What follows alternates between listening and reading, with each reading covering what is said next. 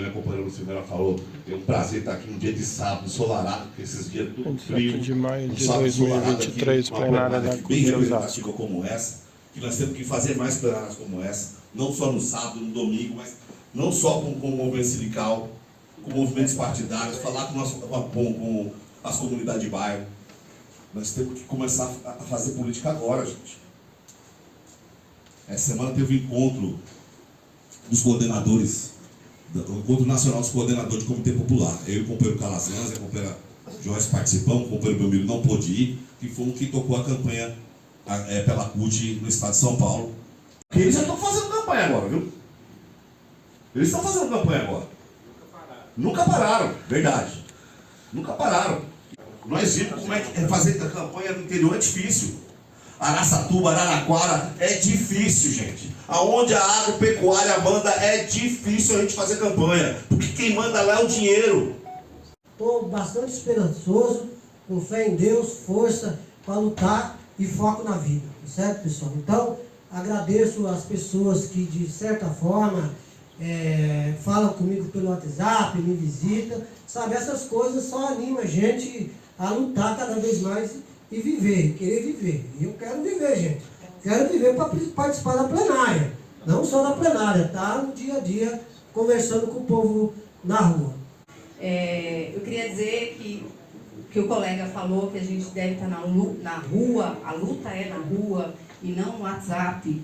A gente precisa fazer isso. Então, eu sou representante dos professores da PUESP, e eu me coloquei meu nome à disposição para participar desse processo de conselheira regional. E o que eu percebi? Que o nosso sindicato de professores, não tão diferente contra os outros, os trabalhadores estão totalmente desmotivados. Então, tem muito professor na rede antigo que se desfiliou do nosso sindicato, porque não acredita mais na luta, não acredita mais em nada que nós façamos, por conta dos direitos que nós perdemos. Nós perdemos direitos dos professores em especial, nós perdemos todos, a bonada, a gente perdeu a evolução, a gente perdeu muita coisa, e isso desmotivou toda a categoria. Então, quando a gente fala que sem o instrumento, o único instrumento que nós temos enquanto trabalhador é o sindicato, a gente consegue plantar uma esperança no trabalhador. Mas essa conversa precisa acontecer na rua, na porta, dentro do local de trabalho. E foi isso que nós fizemos ontem. Então, com uma única conversa, bem rapidinho, porque era eleição, a gente tinha várias escolas para levar as urnas. Graças a Deus, a gente conseguiu filiar, eu em especial, os outros professores também, mas as escolas que eu passei, a gente conseguiu filiar muita gente, 27 professores, é uma coisa assim que é demorado. Para quem está no sindicato sabe que é demorado, a gente conseguiu filiar. E a gente filiou em pouquíssimo tempo, não filiamos mais por falta de tempo, porque não tínhamos tempo, era muito corrido. Então a gente consegue construir um sindicato diferente, a gente consegue trazer as pessoas, porque as pessoas querem ter esperança, e a esperança tem nome, né? A esperança é o trabalho, é o instrumento de luta. Eles precisam entender e confiar que a gente vai fazer diferente. É possível, mas a gente precisa estar na rua e conversando com as pessoas. Então só queria agradecer o Tafarel por ter nos apoiado tanto, né, nessa luta. Queria agradecer a todos os professores que confiaram no nosso trabalho e os colegas que estão na luta diária por uma situação melhor para todos nós. Muito obrigada pela oportunidade. A população, no todo, se acha no direito de sacanear a gente. Porra, meu. O que acontece no mundo? Não é só aqui no Brasil, é no mundo. Os caras começaram a gritar do lado de fora do estádio. Olha que ponto que nós chegamos. Isso porque o menino é um dos melhores jogadores do mundo, entendeu? E está lá no topo. Imagina então o moleque da periferia, o que ele está sofrendo, cara. A nossa macro de Osasco, no estado de São Paulo, O PT estadual é dividido com 20 macros. A nossa macro de Osasco foi a melhor das outras 20, tirando o capitão. Nós ganhamos em todos os municípios no primeiro turno, um ou outro que nós perdemos uma diferença pequena, mas o Lula e o Haddad ganhou em todos, segundo turno. Todas. Ou seja, está aqui, depois você fala, falando geral. Então, ou seja, nós, mesmo tendo apenas 4 vereadores, nós temos história na região. Para quem não sabe, a nossa região é o segundo PIB do Brasil, 89 bilhões por ano. 89 bilhões, é o segundo maior PIB do Brasil. Osasco é 4 bilhões e 700 milhões, ou seja, é um orçamento anual maior que as outras capitais. O Lula teve na região inteira 48% dos votos, na região inteira. Inclusive, vou mostrar município por município. E o Bolsonaro teve 39%, que é um número muito alto, depois vocês vão saber o porquê. E os demais candidatos. Agora, o que assusta é o número de brancos e nulos, né? Aqui foi muito pequeno, mas assusta em cada município. Aqui as cidades onde o Lula foi mais bem votado. Em Buenos das Artes e Itapecerica, que está bom, né? São os municípios que pegam o eixo da BR-116. Itapevi, Pirapora e Carapicuíba já esse eixo. E depois de Carapicuíba, o Lula não consegue ultrapassar os 50% dos votos. Né? Em Barueri é uma... Mas ganha, não, ganha a eleição. Mas em Barueri é a cidade mais conservadora dessa região, né? Ganhando até mesmo o Felipe lá de Santana de Parnaíba. Né? Outro dia pegou fogo no trem em Barueri. Pegou fogo. Então, assim, é muito crítico e é privatizado, né, Marrom? E a mobilidade. Os ônibus aqui, Marrom, nós estamos com um problema muito grande no eixo da BR lá. O eixo da BR estão tirando aquelas vans que dão apoio ao transporte público. E aí está um caos, você passa nos pontos de ônibus, a Tamires, coitada, para vir de Itapecerica da Serra para cá, ela sofre. E é um fato muito grave. Então, assim, é um debate que a gente faz enquanto governo do Estado de São Paulo. O corredor oeste, que é o corredor que sai lá de Itapevi e vem aqui para o Butantã, até hoje não está terminado, não tem interesse, inclusive tem uma briga, se os condutores falaram aí, tem uma briga, o ônibus vai pela direita ou vai pela esquerda, né? Alguns lugares tem ponto na esquerda, outros tem ponto na direita. Então, Para assim, a esquerda, né? Mas tem para a direita. Ele opera na direita, mas tinha que ir para a esquerda. A destinação do lixo é um fato gravíssimo que ninguém está se atentando aqui. E o Amara de Barueri me falou, em Barueri estão formando, ou estão fazendo, não sei se está em funcionamento, Amara, uma usina de queima do lixo. Olha que absurdo, queima do lixo. Você vai ter que pagar para você queimar o lixo lá. Além disso, tem o lance da poluição, e mais perigoso ainda, que o pessoal dos químicos pode falar comigo, é a questão da destinação do resíduo, que é uma contaminação química, então é uma coisa muito grave, não temos que discutir. É importante e necessário reconhecer que a classe trabalhadora tem gênero, tem raça e tem faixa etária. Não poucas categorias, a juventude é a maior parte da categoria. As mulheres é a maior parte de muitas categorias. E quando a gente olha a direção, essas pessoas não estão representadas. Então a gente pode gostar, a gente pode desgostar, mas a realidade se impõe. Se a gente não tiver representatividade, nós estaremos falando para nós mesmos. A juventude não aguenta mais vir as pessoas mais experientes nos dizer como e o que devemos fazer.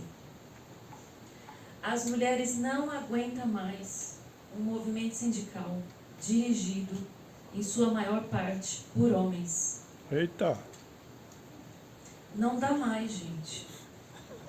Assim como não dá mais para tolerarmos o racismo, para nos omitirmos ou fingir que isso não acontece.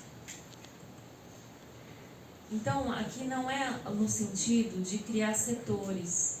Nós precisamos nos unirmos no sentido literal da palavra.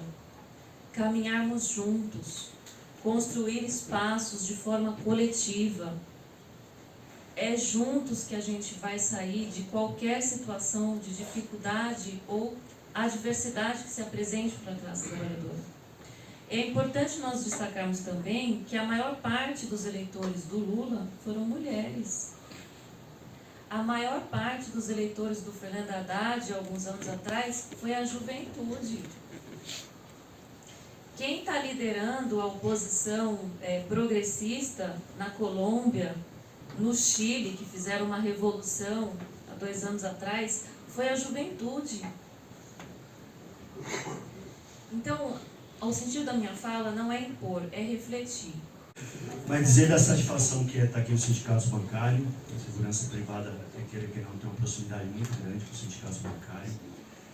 Parabenizar a Tamires e o Tafarel pelo belíssimo trabalho. Eu acho que esses números ele vai poder nortear, e aí nós temos um desafio que é interpretar esses números. Os números estão dados. Agora, o que fazer com esses números? O companheiro de Carapicuíba, Igor Sérgio Ribeiro, me parece que ele foi embora já, mas o Sérgio ele fez uma fala que é muito pertinente, uma precisão cirúrgica muito grande. Eu venho falando aqui nesta casa, não é de agora. Nós precisamos refletir a nossa região. Só que, com todo respeito, a nossa região também não é só Osasco. Já falei com o colega que a Marco compreende todas as cidades. E para mim é incompreensível nós não ter um olhar para a cidade de Barueri. Quem tem menos que 45 anos? Aqui levanta a mão. É legal eu não te conhecer, sabia? É muito bom. E saber que você está aqui hoje como representante, que você vai ser secretário-geral do sindicato, que essa subsede aqui, eu estava aqui na inauguração, eu era diretor e fui diretor da subsede da CUT aqui, e você não me conhece. Significa, sabe o quê? Que a nossa geração está indo. E vocês vão ter que assumir. Eu gosto demais de comunicação, você falou um negócio aqui, esse cara aqui eu não sabia que ele tinha feito tudo isso na CUT. Na área da comunicação, eu quero ir lá com você conhecer. Nós estamos indo embora, gente, e vocês têm que assumir. Esse é o meu recado. Paulo Salvador, você sabe quem é? Falava assim, quando nós tínhamos folha bancária usada. Vocês têm que tratar 3 assuntos na folha bancária usada. Um, o governo municipal. O outro, claro que é a categoria, né? O outro, o governo estadual. O outro, o governo federal. Então vocês têm que ter 3 notícias. Nós temos que criar uma campanha contra a privatização. O Lula falou assim, sabe por que eu sou... Falou com um repórter aí. Acho que é a Eletrobras, né? Aquela que foi privatizada, que ele tá sentando a riba. Ele falou assim, sabe por que eu estou tentando rever essa questão da privatização? Porque lá o diretor que estava, quando a empresa era estatal, ganhava 60 mil. Agora os caras estão ganhando 360 mil. Ele fala isso no discurso dele. Sim. Então a privatização é para ir dinheiro para os rentistas, para os acionistas. Nós temos que ser contra a privatização e nós temos que acabar com o fascismo dentro das igrejas. Essas duas coisas, acabou, né, Tafarel? Essas 2 coisas que eu quero propor a fazer. E na mídia, para concluir, nós estamos muito ruins. Por quê? Porque o Pedro Pedroso, ele sabe do que eu estou falando. O Pedro Pedroso, lá de São Lourenço, que foi diretor junto com nós, ligou, mandou uma mensagem para mim em dezembro, falando assim para mim, o Lula morreu, Ernesto. Ele acreditou na fake news que a direita estava soltando que o Lula morreu e não ia tomar posse. Sabe o que o Lula tem que fazer? Pegar esse aparelhinho aqui, ó. Nós estamos muito ruins de comunicação. Eu duvido que o Lula não viu isso. Ele tem que gravar aqui ele mesmo, falar assim, eu não morri não e vou tomar posse. E chupa que a cana é doce, sabe aquele negócio que ele fala? Chupa que a cana é doce. E soltar na rede social, não é possível que ele não faça um negócio desse. É isso. Preço dos combustíveis. Acho que nos últimos 4 anos, o que mais foi falado foi isso no nosso cotidiano, não foi? Com frequência. Em reunião do partido, e 2 vezes eu me coloquei à disposição para falar sobre o assunto. Quantas vezes eu fui convidado? Nenhuma. Eu faço disputa eleitoral dentro do partido na cidade. Então, não se engane. Existe disputa política, existe disputa de espaço. Então, ou você se organiza para disputar esse espaço, ou não tem o espaço. Quem pega até no 18 aqui, eu dou isso como exemplo. Estação do 18 é o seguinte, ninguém desce, só entra. O trenzão já chega lotado. Então eu aprendi desde cedo a entrar na estação do trem do 18. Abriu a porta, o trem já está lotado, você tem que colocar o pé na plataforma, botar as costas ali e empurrar para entrar. Senão você não entra. Tá? Mas assim, ó, eu queria falar para vocês, no PCdoB, o sindicalista do PCdoB, 99% é filiado à CTB, que é a Central Sindical. Na Intersindical, 90% dos sindicalistas da Intersindical são filiados ao PSOL. E aqui nós temos uma pelada CUT. Quantos aqui são filiados ao PT, de verdade? Certo? Tá vendo? Sem falar na contribuição que o Luciano está falando ali, certo? Mas o que eu quero dizer é o seguinte, o PT e a CUT têm que andar em conjunto. As pessoas têm que ter a vida social e a vida parlamentar em conjunto, para poder falar. Dos trabalhadores, Central!